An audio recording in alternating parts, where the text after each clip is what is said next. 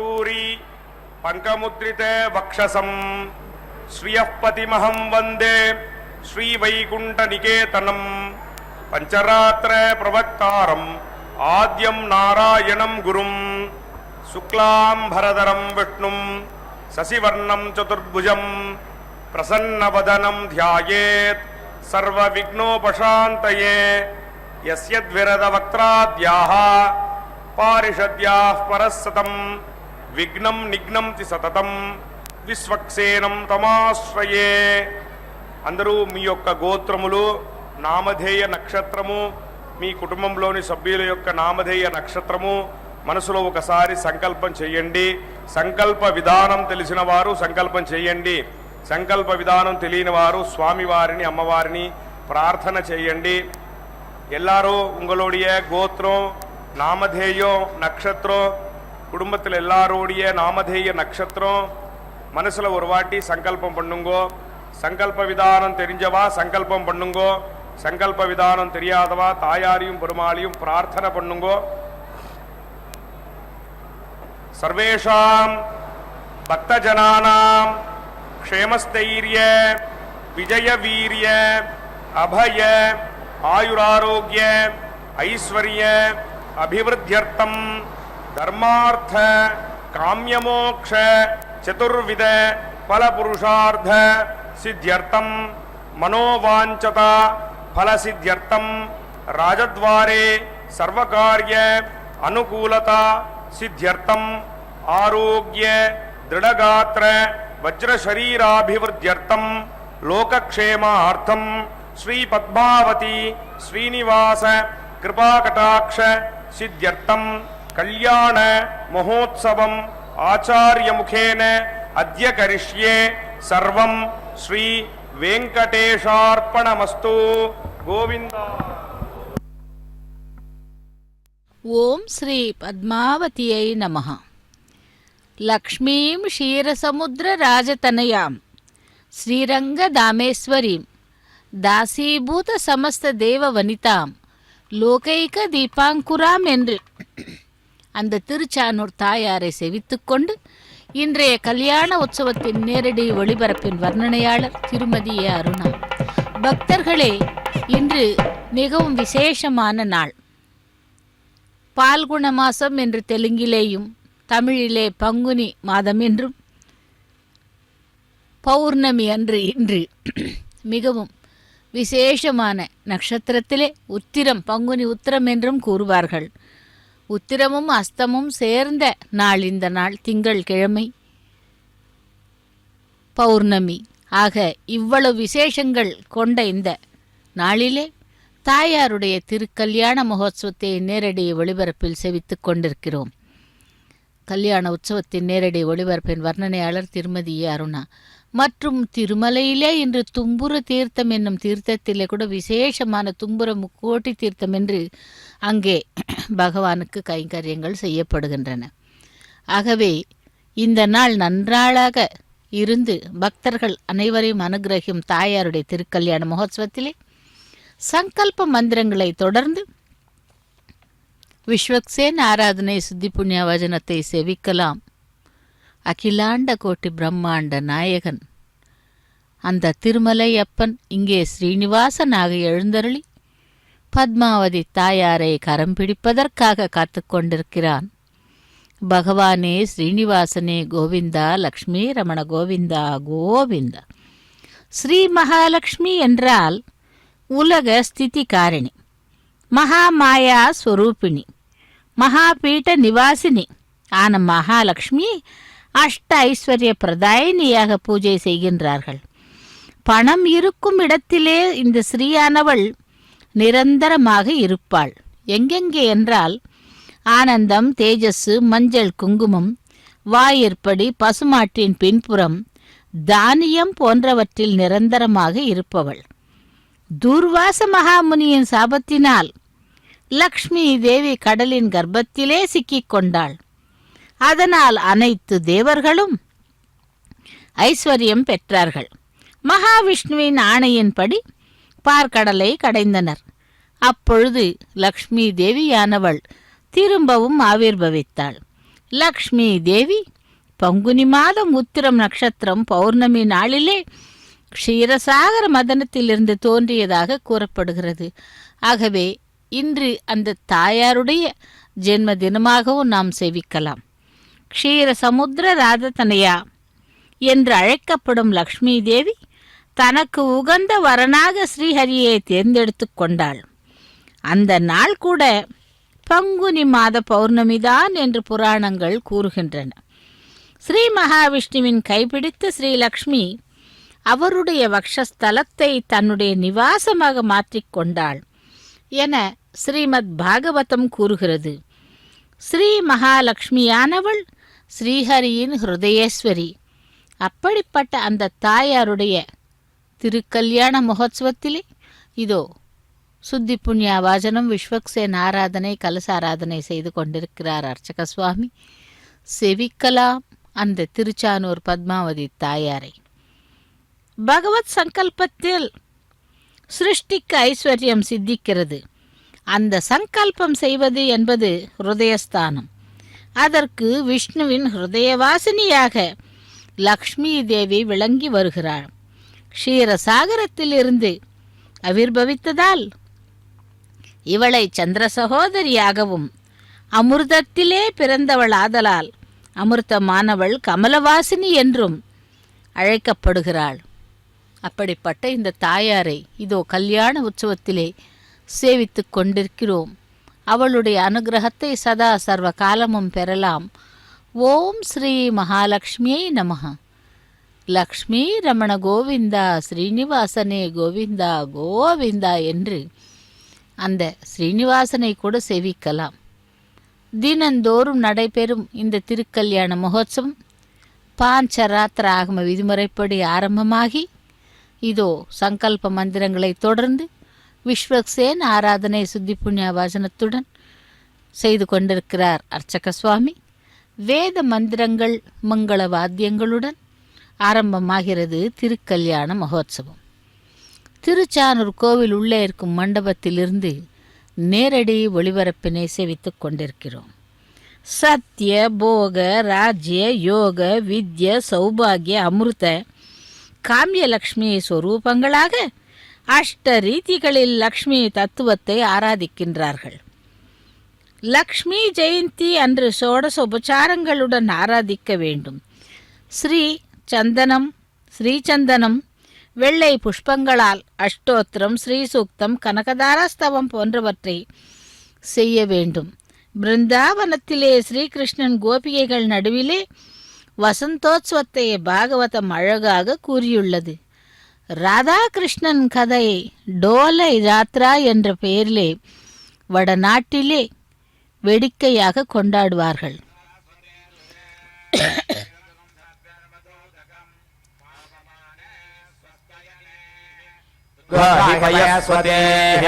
ऋषिभिः संहृतो रसः ब्राह्मणेष्वमृतगं हितं येन देवाः पवित्रेण आत्मानं पुनते सदा तेन सहस्रधारेण पावमान्यः पुनन्तु मा प्राजापत्यं पवित्रं शतोद्यामगं हिरण्मयम् तेन ब्रह्मविदो भयं भूतं ब्रह्म पुनेमहे इन्द्रः सुनेते सह मा पुनातो सोमस्वस्त्या वरुणः समेच्य यमो राजा प्रभृताभिः पुनातु मा जातवेदामोर्जयन्त्या पुनातु भूर्भुवः सुवः तच्छयोरावृणेमहे गातुं यज्ञपतये दैवी स्वस्तिरस्तु नः स्वस्तिर्मानुषेभ्यः ऊर्ध्वन्यगातु भेषजं शन्नो अस्तु द्विपदे शञ्चतुष्पदे ॐ शान्ति शान्ति शान्तिः.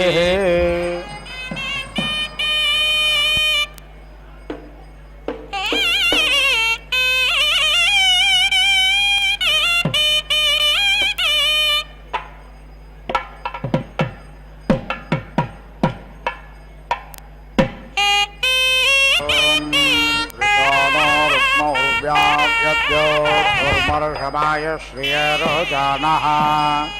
अग्निरमृतो अभवद्वयोभिर्यदेनन्द्यव्रजानयत्सुरेताः नक्तोषा सा समानसा विरोपेधापयेत् सुषुमेकज्ञसमेचे या वाक्षमा रुक्मा अन्तर्विभादिदेवा अग्न्यन्धारयन्द्रविनोदाः विश्वारूपाणि प्रतिमुञ्चते कविप्रासावेद्भद्रं द्विपदे चतुष्पदे विनाकमघ्यत्सवितावरेण्यो न प्रयाणमुषसो विराजते सुपर्णासि गरुत्माज्ञस्त्रिवृत्ते शिराः गायत्रं चक्षुर्बृहद्रथन्तरे पक्षौ स्तोमा आत्मा छन्दाग्नस्यङ्गानि यजोऽग्नशिनामा सामादेतनार्वामदेव्यं यज्ञायज्ञयम्बुच्छन्धिष्ण्या शफाः सुपर्णासि गरुत्मान् दिवं गच्छस्वपदा विष्णोक्रमोऽसि सपत्नः गायत्रं छन्दारोह पृथिवीमनुविक्रमस्व विष्णोक्रमोऽस्यभिमादिः त्रेष्ठो भञ्छन्दारोह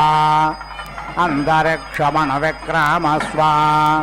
विष्णोक्रमोऽस्य राते यतो हन्ता जागतं छन्दारोह देवमनुविक्रमस्व विष्णोक्रमोऽसि शत्रो यतो हन्तानुष्टुभञ्छन्दारोह दिशो न विक्रमस्व अक्रं ददग्न्यस्तनयं निवद्यो क्षमा हद्वेरुदस्समञ्जन् सद्यो जज्ञानो विहेमेध्वा अख्यदारोदसि भानुना भात्यन्तः अग्नेऽभ्यावर्तन् अभिमानिवर्तस्वायोषा वर्चसा प्रजया धरेण संन्यामे दयार्या पोषेण अग्नेः अङ्गिरसतन्ते सन्त्वामृतः सहस्रं द उपावृताः अधा पोषस्य पोषेण पुनर्नो नष्टमाकृधि पुनर्नो तयमाकृधि पुनरोर्जानिवर्तस्व पुनरग्न इषायोषां पुनर्नः पाक्यग्नः सः सहरय्यानिवर्तस्वाग्नपिण्डस्वधारय विश्वप्स्न्याः विश्वतस्परे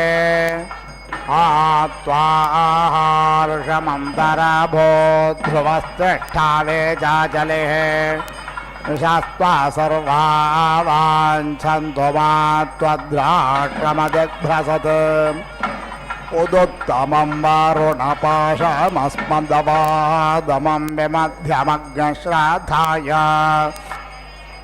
अथा वयमादित्यो व्रते तवानागसो अदितये स्यामा अग्रे बृहन्नुषसाः मूर्ध्व अस्तान्यर्जघन्वान् तमसो ज्योतिषागात् अग्निर्भानुनारुषता स्वङ्ग आजातो विश्वा सद्मान्यप्राः अग्निशस्योजषद्वसोरन्तरिक्षसद्धोता वेदिशदते धर्द्वरोणसत् ऋषद्वारसदृतसद्यो ओमसदब्जागोजारतजा अद्रिजारतं बृहत् सेदत्वं मातुरस्य उपस्थे विश्वान्यज्ञ वयुनानि विद्वान् मैनान् तपसामार्चिषाभिषोचेरन्दरस्याज्ञ शुक्रज्योतिर्विभाहे अन्तरज्ञरुचा त्वमुखाया सदने स्वे तस्यास्त्वज्ञहरसातपञ्जात वेद शिवो भव शिवो भो त्वामह्यमग्ने अथो सेद शिवस्त्वां शिवा कृत्वादिशः सर्वास्मै योनिमिहासदः दिवस्परि प्रथमं जज्ञ अग्निरस्मद्वितीयं परे जातवेदाः तृतीयमप्सु नृमणा अजस्रमिन्धानयनञ्जरत स्वाधीः विद्माते अग्नत्रधात्रयानि विद्माते धाम बिभृता पुरुत्राम् विद्माते नाम परमं गुहा यद्विद्मातमुत्सय यथा आजगन्था समुद्रे त्वां नृमणा अप्स्वन्दर्नृचक्षा येद दिवो अग्नवोधन् तृतीय त्वारजसि तस्थिवाग्नस मपामुपस्थे महिषा आवर्धन् अक्रन्ददग्नस्तनयन् निवद्योक्षमा तेरेहद्देरुदः समञ्जन् सद्यो जज्ञानो बिहेमिद्धो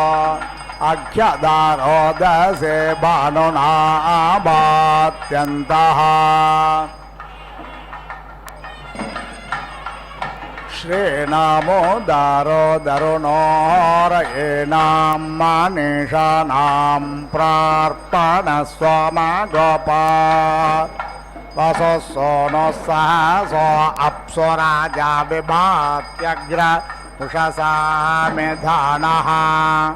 विश्वस्य केतुर्भुवनस्य गर्भ रोदसे अप्रणज्जायमानः वेलञ्च दद्रेमभिनत्परायञ्जनाय दग्निमयदञ्च पञ्च उषिक्पावको आरते स्वमेधामर्तेष्वग्निरमृतो निधाये अर्थे धूममारुषं भरभ्रदोच्छुक्रेण शोचिषाद्यामिनक्षन् दृशानो रुक्म उर्व्याव्यद्य दुर्मर्षमाय श्रियरोचानः अग्निरमृतो अभवत्पयोभिर्यदेन यौरजानयत्सुरेताः यस्ते अद्य कृणवद्भद्रसो च भूपन्दे वघृतवन्तमग्ने प्रतन्नाय प्रतरं वस्य अच्छाभिसुम्नन्देव भक्तैर्विष्ठो आतं भजसो स्रवसेष्वग्न उग्ध आभज शस्यमाने प्रियशौर्ये प्रियो अग्नभवात्युज्यातेन भिनददु जनित्वैः त्वामग्ने यजमाना अनद्योन् विश्वावसो दधिरेवार्याने त्वया सह द्रवेण मिच्छमाना मृजङ्गो मन्दमुसुजो विवव्रह अस्ताव्यग्निर्नराग्नशुषेवो वैश्वानर ऋषेभिः सोमा गोपाः अद्वेषेद्या वा पृथिवी हुवेमदेवो दत्तरयमस्मै सुवीरम् समेधाग्न्यन्दो वस्यत घृतर्भोदयता तीर्थ्यम् आस्मन् हव्याजोतना उदत्वा विश्वे देवा अग्ने भरं दुजित्येभिः स नो भव शुभस्त्वग्ने सुप्रते गोविभावसः प्रेदग्ने ज्योतिष्मान्यागिशिवेभिरर्चभिष्टं बृहद्भर्भानुभर्भासम्माहिर्गणसे तन्वाः प्रजाः अक्रन्ददग्न्यस्तनयन् निवद्योक्षमारे रेहद्वेरुद समञ्जन् सद्यो जज्ञानो विहेमेद्धो अक्षदारोदसे भानुनाभात्यन्तः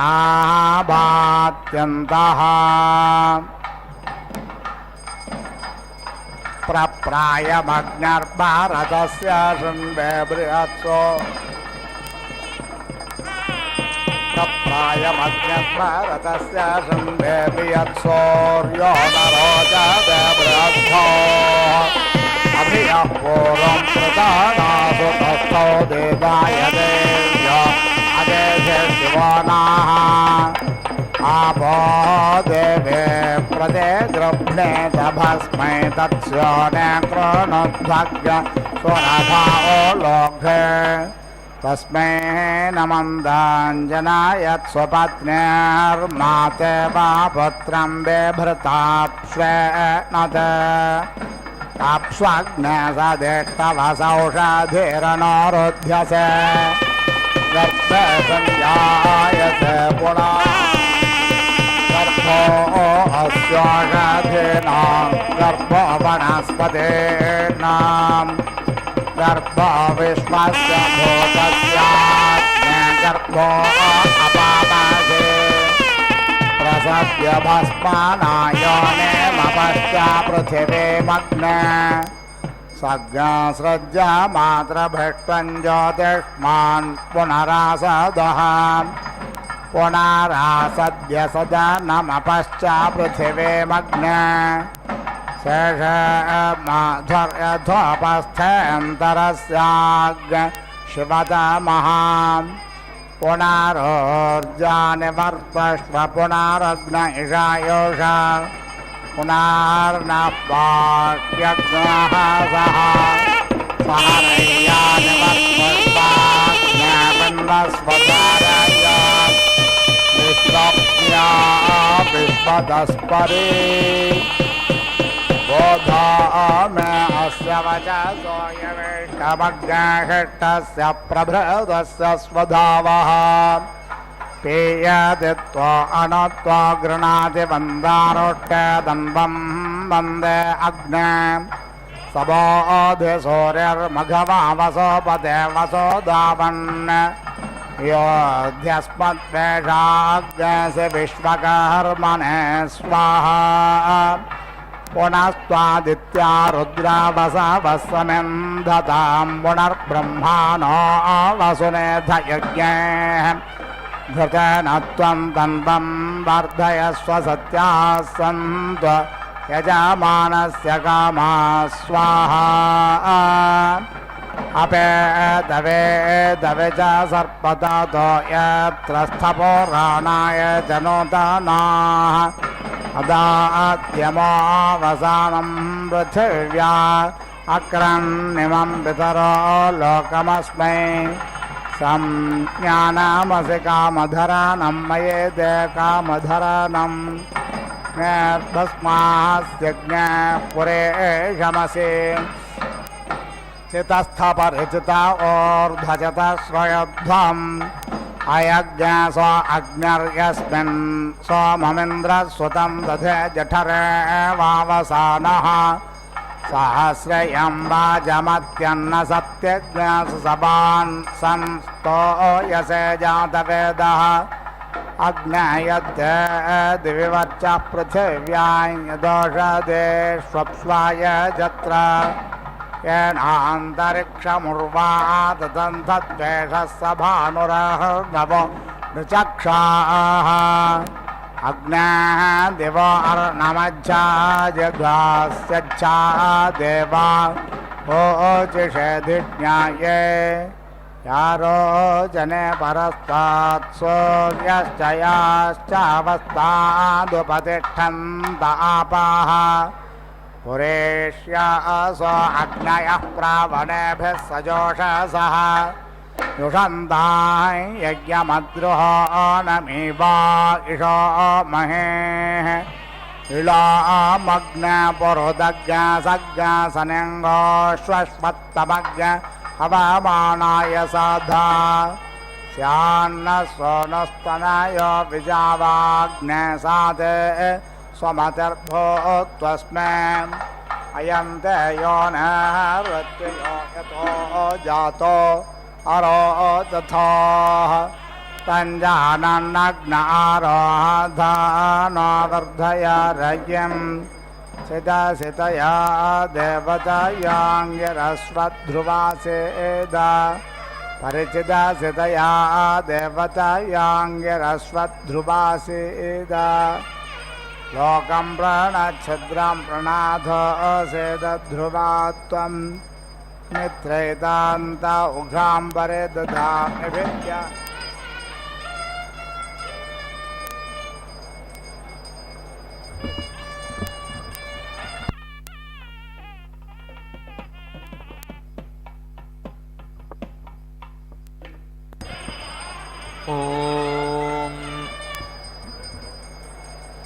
प्रतीति तिष्ठति घृते भवति आयुः वै घृतम् अमृतं हिरण्यम् आयुः च एव अस्मै अमृतं च समीची इति दधाति चत्वारि चत्वारीति चत्वारि चत्वारि कृष्णलानि अवेतीध्यति चतुरवत्तस्येति चतुः अवत्तस्य आप्यै एकधेत्येकाधा ब्रह्मणे उपेति हरति एकधेत्येकाधा एव यजमाने आयुः दधाति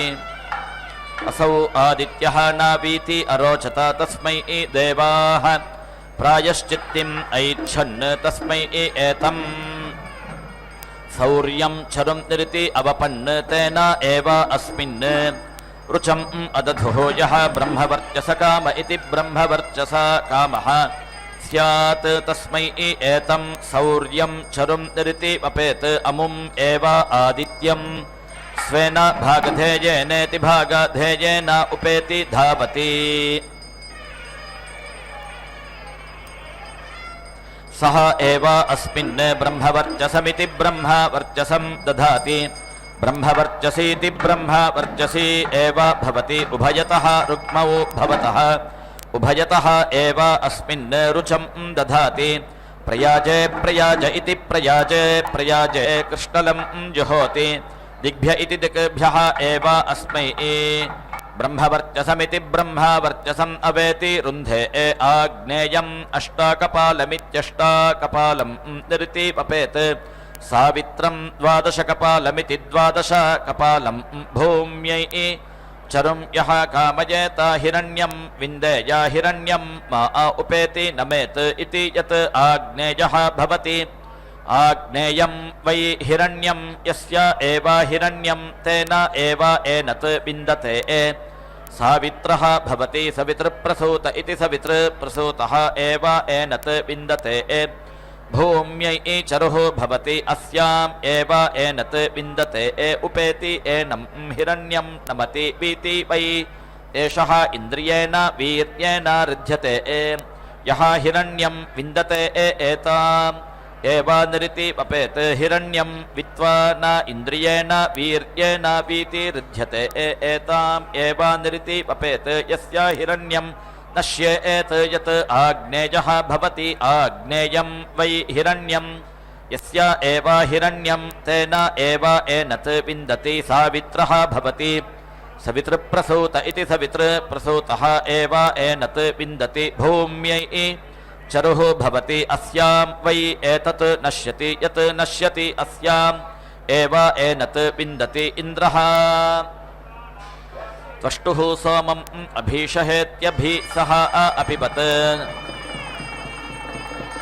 सः विश्वं वीति आर्चत् सः इन्द्रियेण सोमपीठेनेति सोमपीठेन वीति आर्ध्यत सः यत् ऊर्ध्वम् उदवमीदित्युत् अवमीत् ते श्यामाकाः अभवन् सः प्रजापतिमिति प्रजापतिम् उपेति अधावत् तस्मै एतं सोमेन्द्रं श्यामाकं चरुं निरिति अवपत् तेन एव अस्मिन् इन्द्रियं सोमपीठमिति सोमपीठम् अदधात् वीति वै एषः इन्द्रियेण सोमपीठेनेति सोमपीठेन वीति ऋध्यते वीति वै एषः इन्द्रियेण सोमपीठेनेति सोमपीठेन ऋध्यते यः सोमं वमिति यः सोमवामीति सोमवामी स्यात् तस्मै एतं सोमेन्द्रं श्यामाकं चरुं निरितिमपेत् सोमं च एव इन्द्रं च स्वेन भागधेयेनेति भागाधेयेन उपेति धावति तौ एव अस्मिन् इन्द्रियं सोमपीठमिति सोमपीठं दत्तः न इन्द्रियेण सोमपीठेनेति सोमपीठेन वीतिरुध्यते यत् सौम्यः भवति सोमपीठमिति सोमपीठम् एव अवेति रुन्धे यत् ऐन्द्रः भवति इन्द्रियं वै सोमपीठ इति सोमपीठः इन्द्रियम् एव सोमपीठमिति सोमपीठम् अवेति रुन्धे श्यामाकः भवति एषः वा वासः सोमः साक्षादिति सा अक्षात् एव सोमपीठमिति सोमपीठम् अवेति रुन्धे अग्नये दात्रे पुरोडाशम् अष्टाकपालमित्यष्टाकपालं निरितिमपेत् इन्द्राय प्रदात्र इति प्रादात्रे पुरोडाशम् एकादशकपालमित्येकादशकपालं पशुकाम इति पशुकामः अग्निः एव अस्मै पशून् प्रजनयतीति प्रजनयति वृद्धान् इन्द्रः प्रेति यच्छति दधि मधु घृतम् आपः धानाः भवन्ति एतत् वै पशूनां रूपं रूपेण एव पशून् अवेति रुन्धे पञ्चगृहीतमिति पञ्चगृहीतं भवति पाङ्क्ताः हि पशवः बहुरूपमिति बहुरूपं भवति बहुरूपा इति बहुरूपाः हि पशवः समृद्ध्या इति समृद्ध्यै प्राजापत्यमिति प्राजापत्यं भवति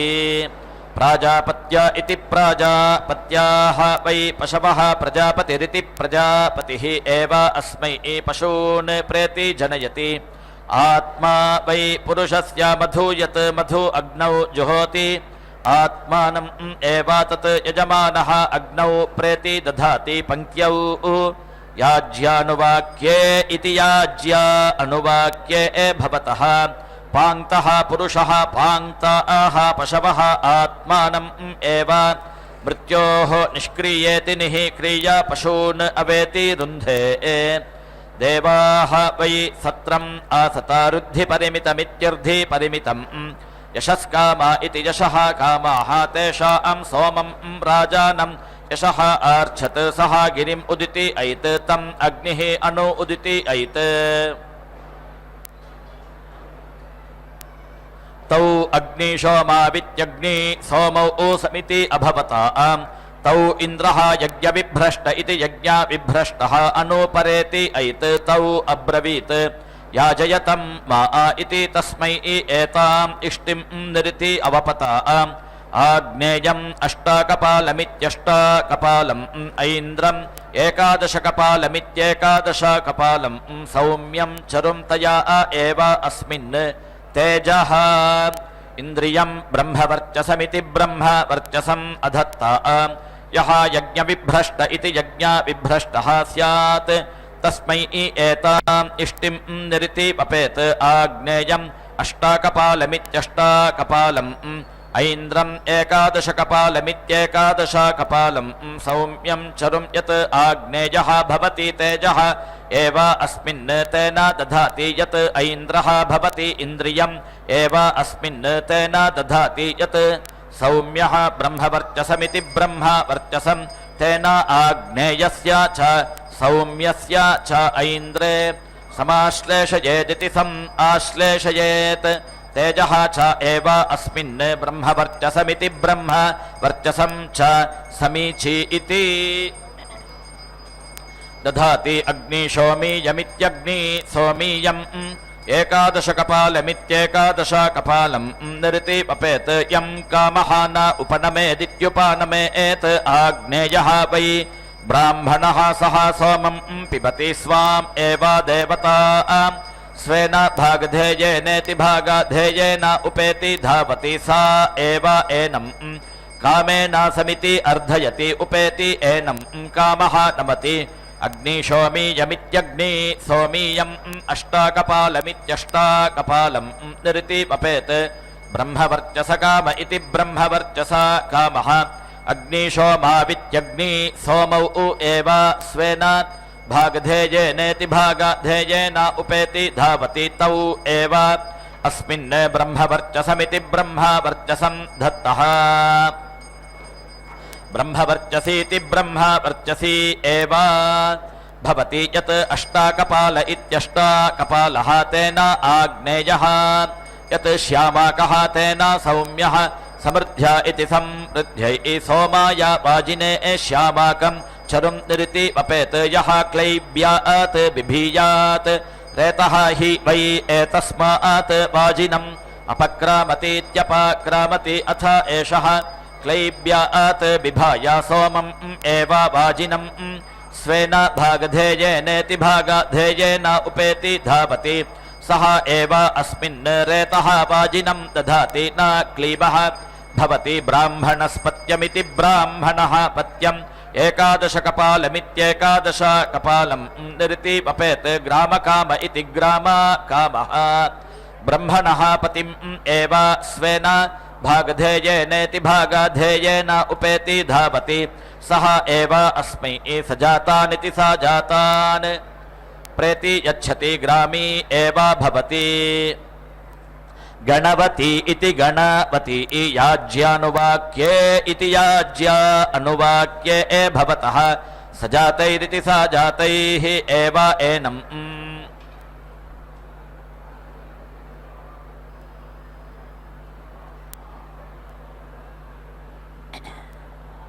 गणवन्तमिति गणवन्तं करोति एताम् एव निरिति वपेत् यः कामयेत ब्रह्मन् विषं वीति नाशयेयम् इति मारुति इति याज्यानुवाक्ये इति याज्या अनुवाक्ये कुर्यात् ब्रह्मन् एव विषं वीति नाशयति अर्यम्णे चरुं निरिति वपेत् सुवर्गकाम इति सुवर्गकामः असौ वै आदित्यः अर्यमा अर्यमणम् एव स्वेन भागधेयेनेति भागधेयेन उपेति धावति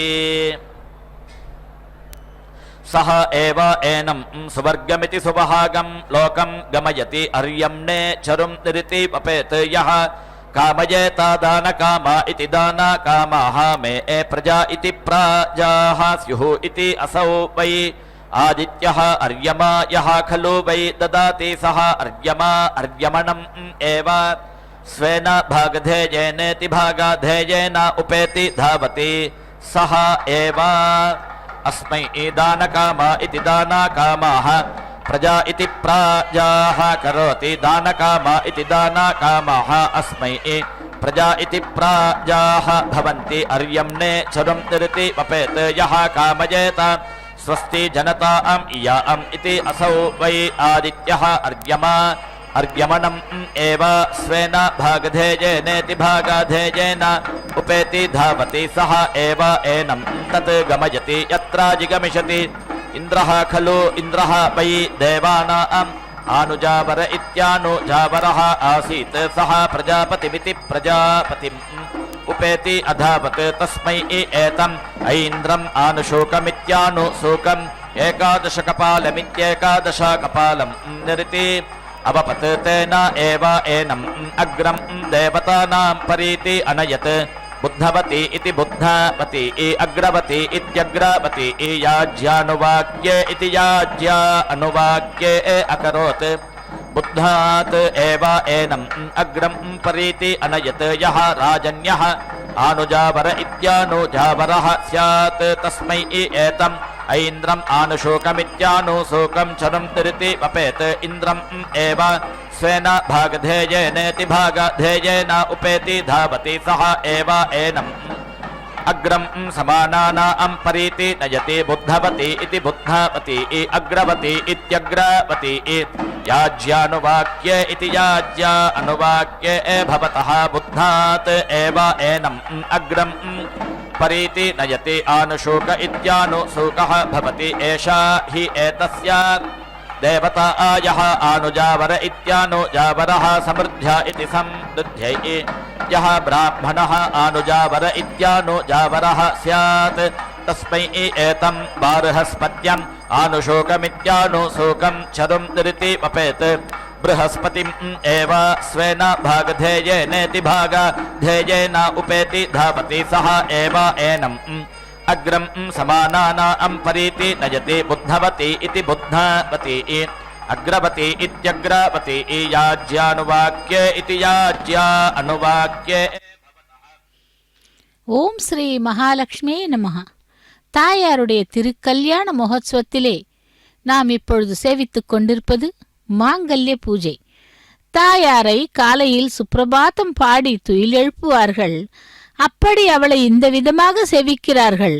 ஸ்ரீ கோவிந்தனுக்கு பிரியமான மகாலட்சுமி, துயில் எழு, சமுத்திரராஜனின் மகளான லோகமாதா, விடிந்து கொண்டுள்ளது உலகங்களுக்கும் சுபத்தை உண்டாக்குவாயாக என்றும், இந்த ஜகத்தின் கர்த்தாவான நீ ஸ்ரீ மகாலட்சுமி மகாவிஷ்ணுவிற்கு பிரியமான ஓ ஜெகதேக மாதா என்றும், நீ தயை புரிபவள், ஆகவே நீ இந்த விஸ்வத்திலே உள்ள சந்தானங்களுக்கு சமானம். அதனால் நீ உன் மங்களமான திருஷ்டியுடன் சர்வ சுபங்களையும் எங்களுக்கு அருளிச் செய்து கூறுவாயாக என்றும், ஓங்கார க்ஷேத்ரே சம்பூதே மாதரோங்கார விக்கிரகே ஓங்கார கர்ப்பகே தேவி தயையா பரையாவனஹா என்று அந்த தாயாரை செவித்துக்கொண்டு, இதோ மாங்கல்ய பூஜை முடிந்து மாங்கல்ய தாரணத்தை நாம் சேவிக்க இருக்கிறோம். பகவானுடைய அனுமதியினை பெற்று அந்த பத்மாவதி தாயாருக்கு மாங்கல்ய தாரணத்தை செய்ய உள்ளார் அர்ச்சக சுவாமி. லக்ஷ்மி ரமண கோவிந்தா, ஸ்ரீனிவாசனே கோவிந்தா கோவிந்தா என்று திரைலோக்கியங்களையும் ரட்சிக்கும் ஓ ஜெகதேக மாதா, உனக்கு நமஸ்காரம் என்று கூறி அந்த மாங்கல்யங்களை பக்தர்களிடமும் பெருமாளிடமும் காட்டி இப்பொழுது மாங்கல்ய தாரணம் நடைபெற உள்ளது. சேவிக்கலாம்.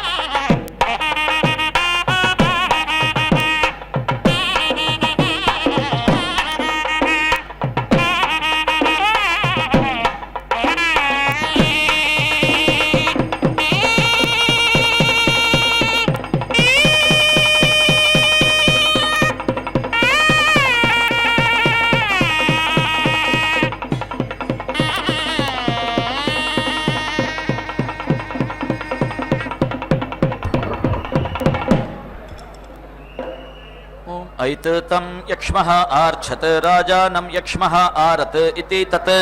राजयक्ष्मस्येति राजा यक्ष्मस्य जन्म यत् पापीयान् अभवत् तत् पापयक्ष्मस्येति पापयक्ष्मस्य यत् जायाभ्यः अविन्दत् तत् जायेन्यस्य यः एवम् एतेषां यक्ष्माणां जन्म वेद न एनम् एते यक्ष्माः विन्दन्ति सः एताः एव नमस्यन् उपेति अधावत् ताः अब्रुवन् वरं वृणामहै समावच्छ इति समावत् सः एव नः उपेति अयः इति तस्मै एतम्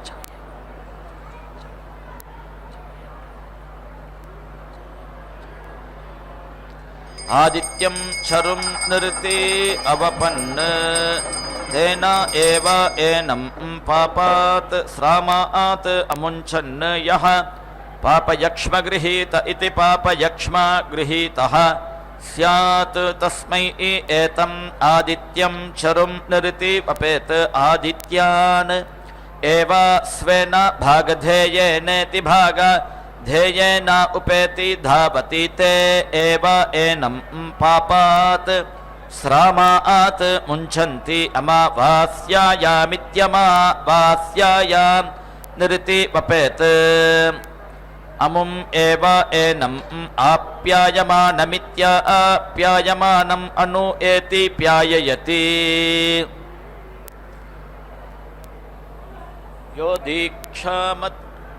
यो दीक्षामतिरेचयति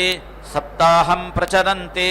सप्तवैशीर्षण्याः प्राणाः प्राणादीक्षा प्राणैरेव प्राणान् दीक्षामवरुन्धे पूर्णाहुतिमुत्तमाञ्जुहोति सर्वं वै पूर्णाहुतिः सर्वमेवाप्नोति अथो इयं वै पूर्णाहुतिः अस्यामेव प्रतिष्ठति ॐ नारायणाय विद्महे वासुदेवाय धीमहि तन्नो विष्णुः प्रचोदयात् स्वाहा ॐ महादेव्यै च विद्महे विष्णुपत्न्यै च धीमहि तन्नो लक्ष्मीः प्रचोदयात् स्वाहा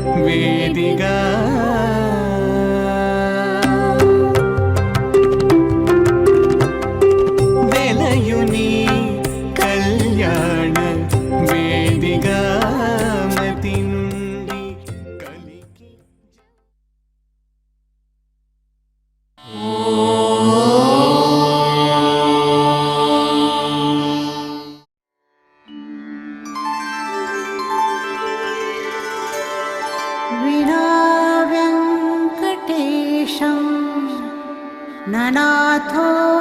ननाथः सदा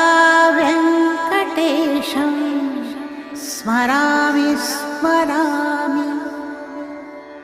हरे वेङ्कटेश प्रसीद